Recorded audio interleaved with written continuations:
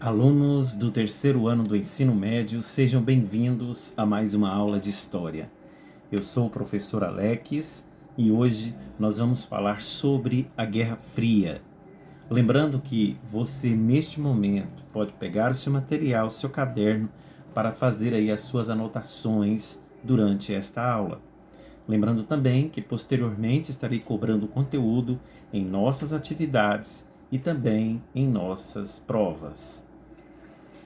Sabemos que passamos por um momento complicado, que é o da pandemia do Covid-19, então não estamos tendo aulas presenciais, mas eu estou aqui me esforçando para passar um pouco de conhecimento para vocês. É claro que é resumido, não dá para falar tudo sobre os temas que abordamos aqui. Confesso que não sou nenhum expert, em gravar aulas, mas eu me esforço. Acredito que o esforço faz com que a gente quebre barreiras. E é isso que eu estou fazendo agora com vocês. Desculpe pelos erros, os meus vídeos não são editados. De acordo com o que eu gravo, é que realmente posto no YouTube, ok? Então vamos iniciar a nossa aula de hoje falando desse tema muito importante que é sobre a Guerra Fria. Bom, alunos, é importante contextualizar o seguinte, Conhecer o mundo após a Segunda Guerra Mundial.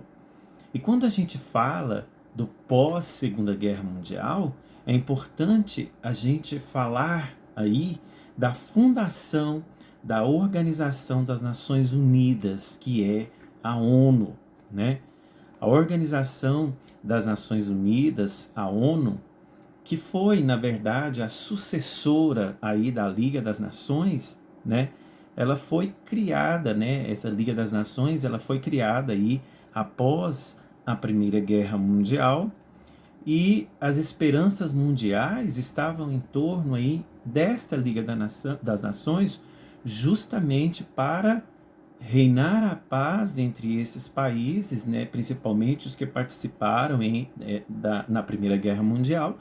E a gente pode observar que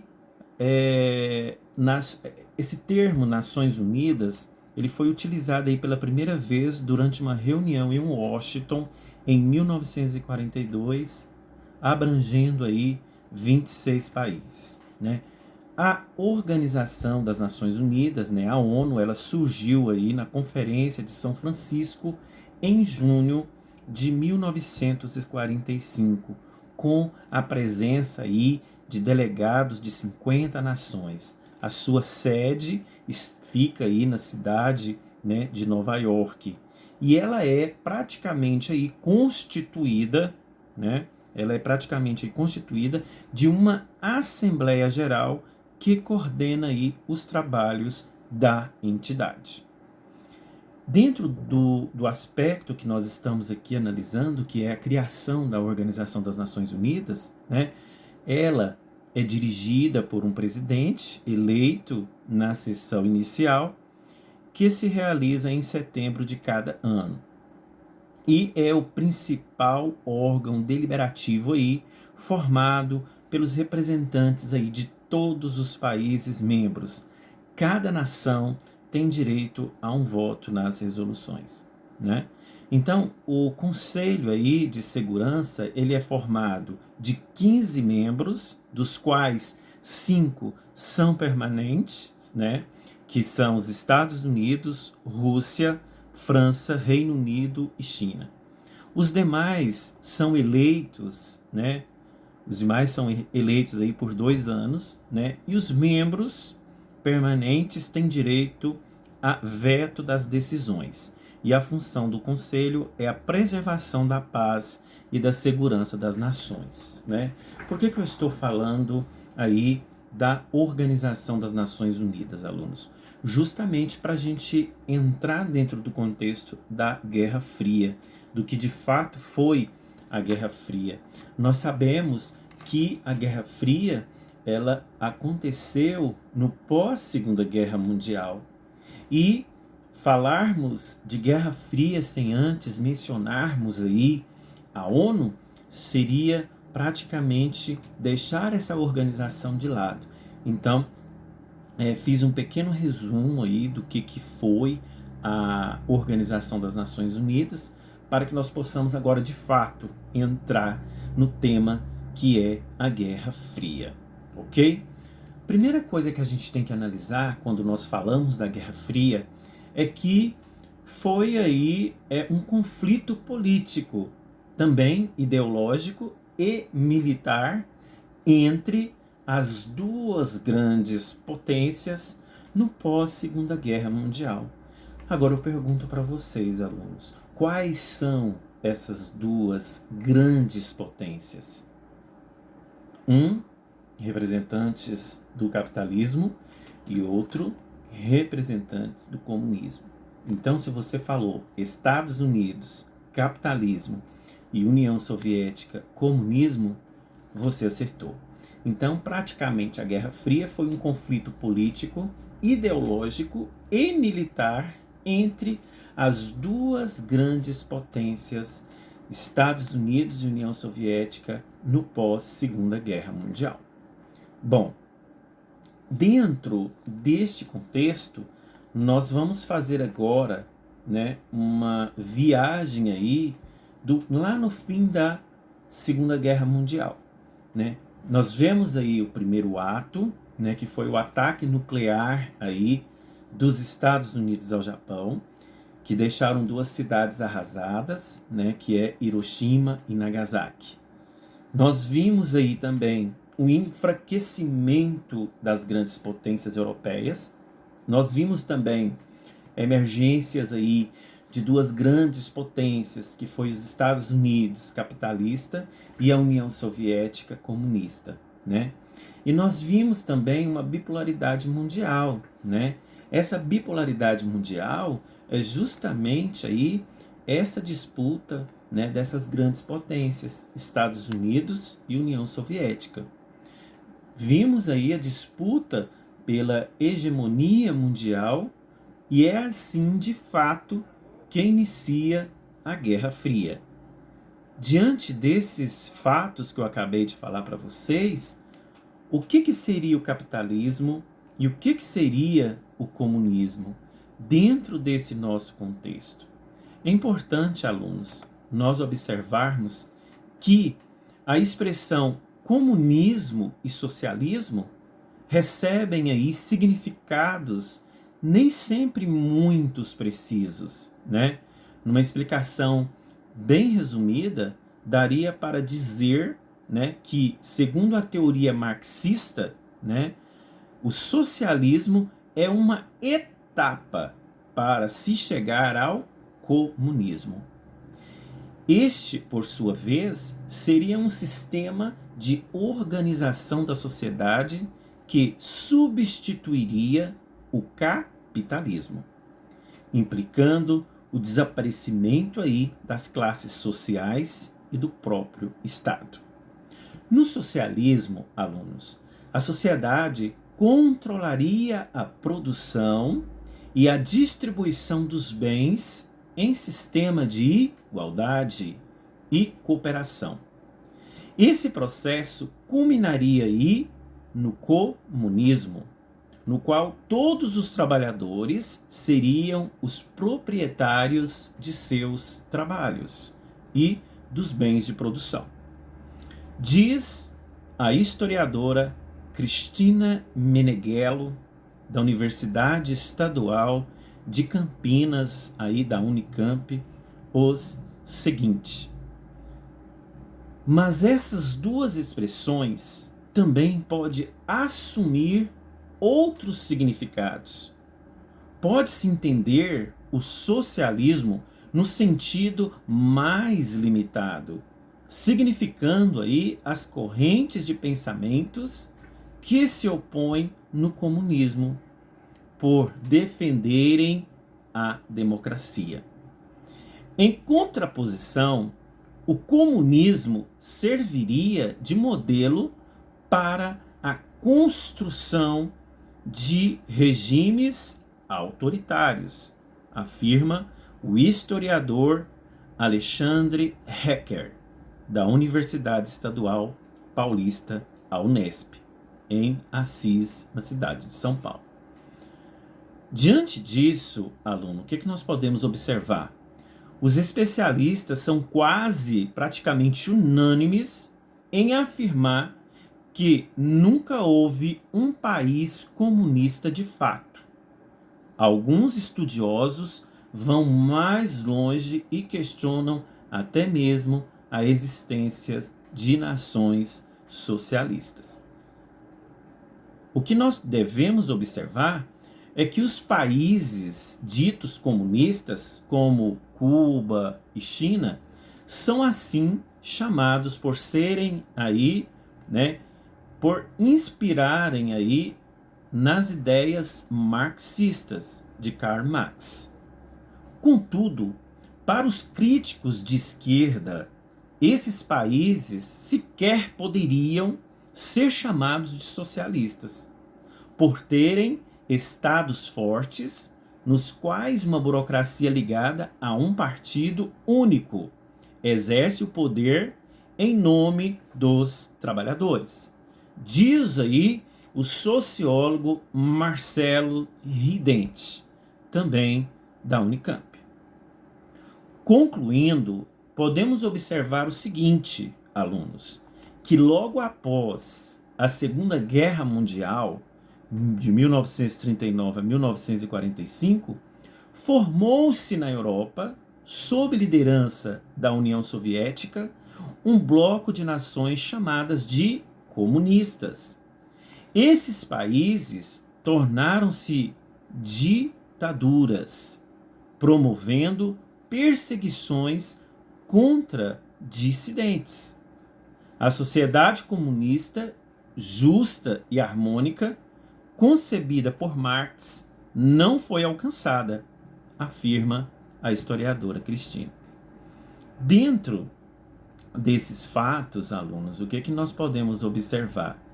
Que a Guerra Fria, de fato, ela teve seu início aí logo após a Segunda Guerra Mundial, que eu acabei de falar para vocês, e a extinção da União Soviética. Então eu posso dizer o seguinte, alunos, olha só, a Guerra Fria, que teve seu início logo após a Segunda Guerra Mundial, em 1945, e a extinção da União Soviética em 1991.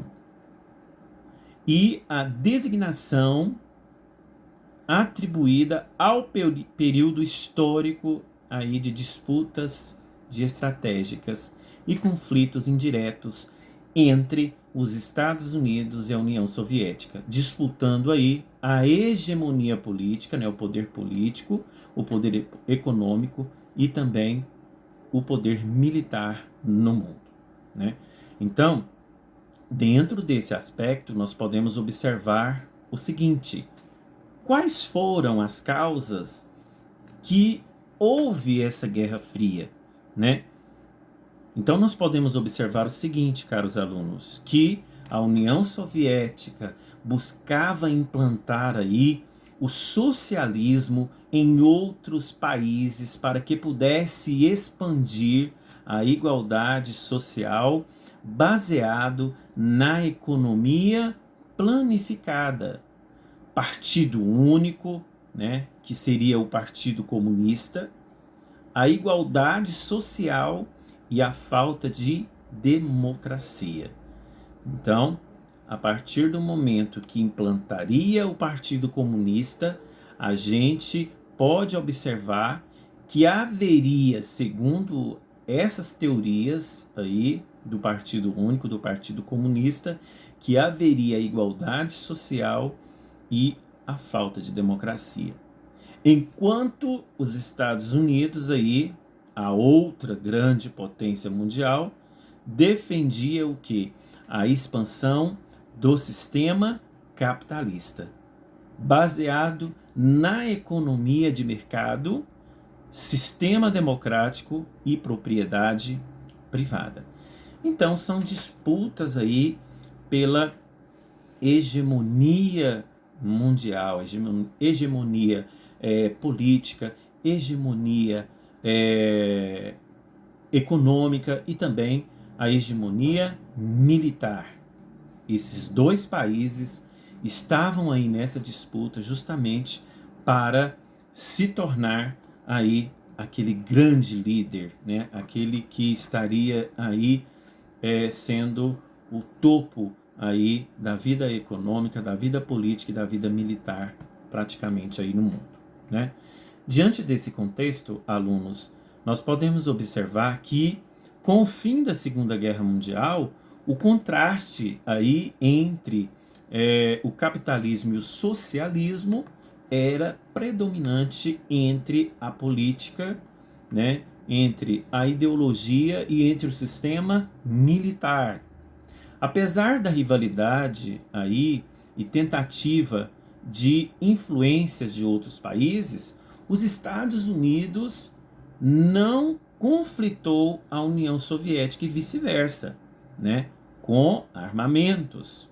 Muitos alunos pensam que foi uma guerra que houve aí, né, praticamente aí armamentos, derramamentos de sangue, né? Mas o que a gente pode observar aqui é o seguinte, né? Os dois países, Estados Unidos e União Soviética, tinham em posse grande quantidade de armamento nuclear e um conflito armado direto significaria o quê?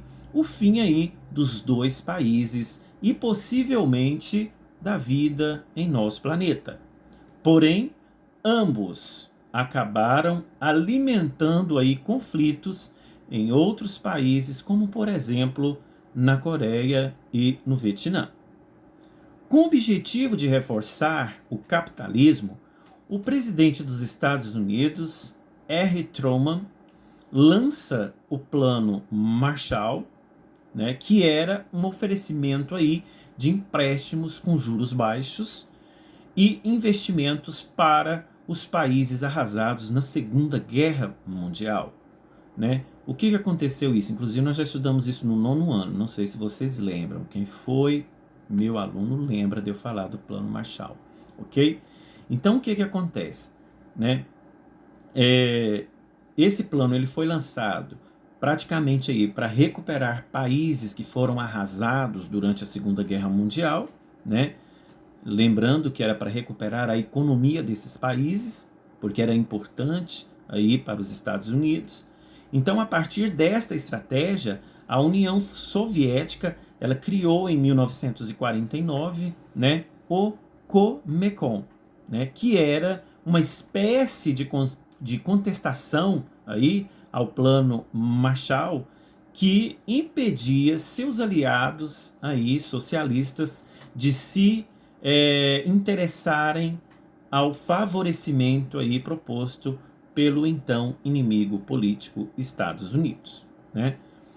A Alemanha, por sua vez, ela aderiu ao Plano Marshall, né, para se restabelecer, porque ela já vinha perdendo aí desde a Primeira Guerra Mundial, ela perdeu a Primeira Guerra, ela perdeu a Segunda Guerra Mundial, então a Alemanha, por sua vez, ela aderiu a esse plano, né, para tentar recuperar a sua economia, né, o que fez com que a União Soviética, né, bloqueasse aí todas as rotas terrestres que davam acesso a Berlim.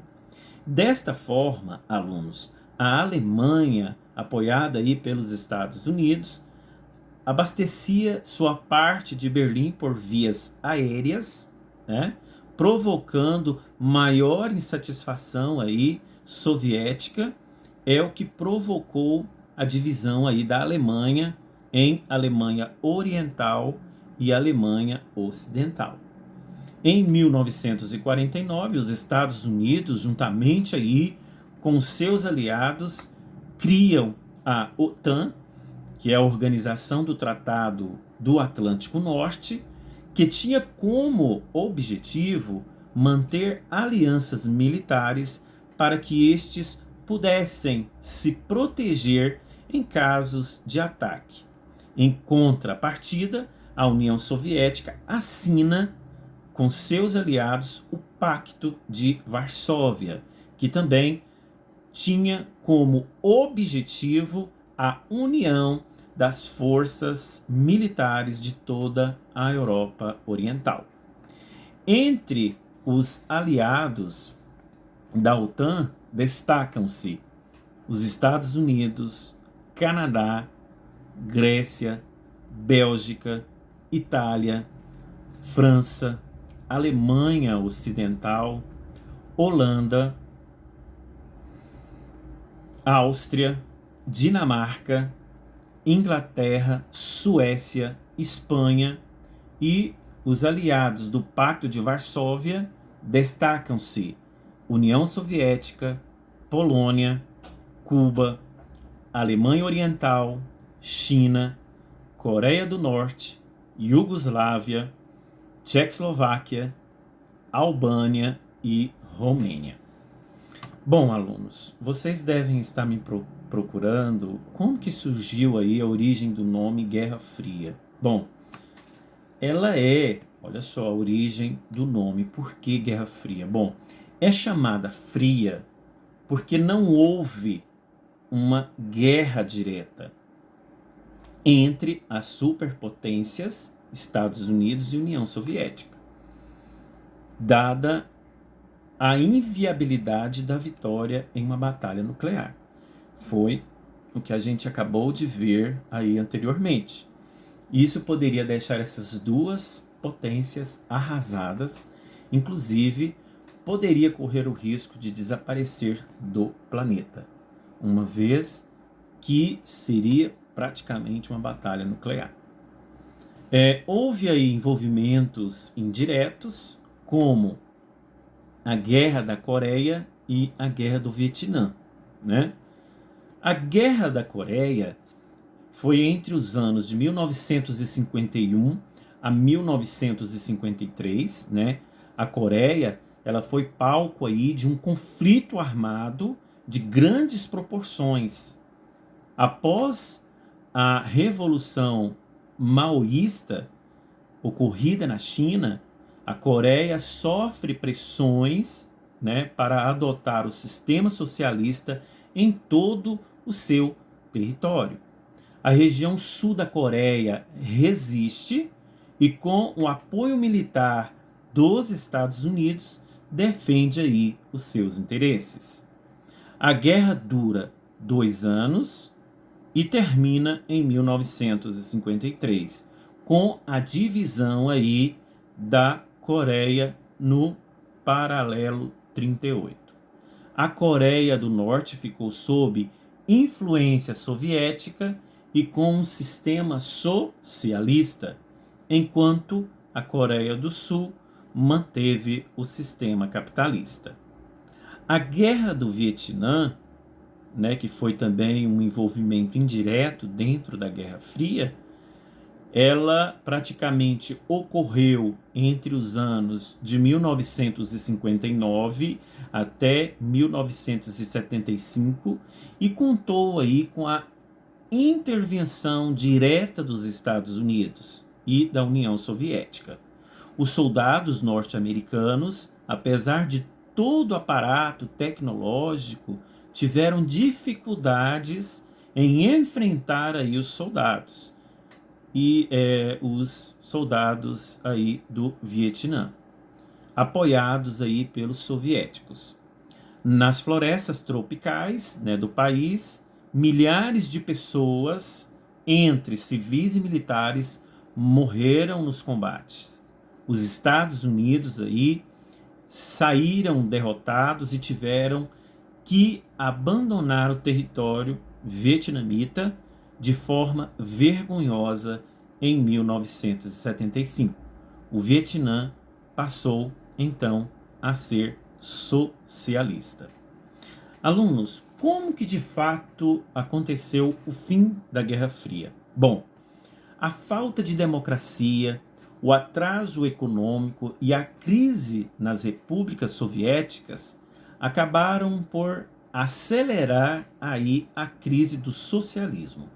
No final da década de 1980, em 1989, cai o Muro de Berlim e as duas Alemanhas são reunificadas. No começo da década de 1990, o então presidente da União Soviética, Gorbachev, começa a acelerar o fim do socialismo naquele país e nos aliados. Com reformas econômicas, acordos com os Estados Unidos e mudanças políticas, o sistema foi se enfraquecendo. Era praticamente aí o fim de um período de embates políticos, ideológicos, econômicos e militares. O capitalismo vitorioso, aos poucos, iria sendo implantado nos países socialistas. Ok? Bom, diante desse fato que ocorreu na Guerra Fria, nós podemos observar que praticamente hoje todos os países aí adotam o sistema praticamente capitalista, inclusive o nosso Brasil. É importante este conteúdo porque vai fazer a gente fazer uma viagem aí no tempo, principalmente no 9º ano, né? Quando nós estudamos aí o plano Marshall, né? Ou o plano Marshall, e a gente sabe que muitos desses assuntos são recorrentes no Exame Nacional do Ensino Médio. Para a gente terminar, a gente vai fazer aí uma comparação entre capitalismo e comunismo. Dentro do capitalismo, nós vemos a valorização da riqueza material, nós vemos o individualismo, nós vemos o consumismo, nós vemos a democracia e também a livre concorrência.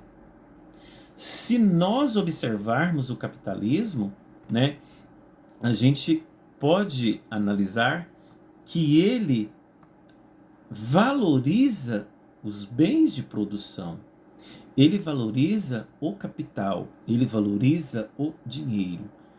Quanto mais as pessoas consomem, mais lucro o mercado vai obtendo. Dentro do capitalismo, há democracia, há a participação de todos. Agora, no comunismo, olha só, o comunismo há o bem-estar social, há a igualdade entre as pessoas, há a simplicidade, o coletivismo, a estatização e a economia planificada. O que é meu é de todo mundo. Então, quando a gente fala capitalismo e comunismo, e também o socialismo, que é um passo para chegar no comunismo, é importante a gente saber como que é cada ideologia política dessa. Porque muitas vezes nós esquecemos e também nós, de fato, não sabemos diferenciar capitalismo, socialismo e comunismo. Ok? Nós vamos ficar por aqui. Espero que vocês tenham entendido este resumo sobre a Guerra Fria. Qualquer dúvida, vocês podem entrar em contato comigo através do meu WhatsApp, que está presente nos grupos da turma. Fiquem todos com esta aula e eu espero que vocês tenham compreendido o que o professor quis passar para vocês. É óbvio que é tudo resumido, porque não dá para a gente falar tudo ponto por ponto, porque demanda tempo e o vídeo não pode ficar muito longo, ok? Um grande abraço e até a próxima aula.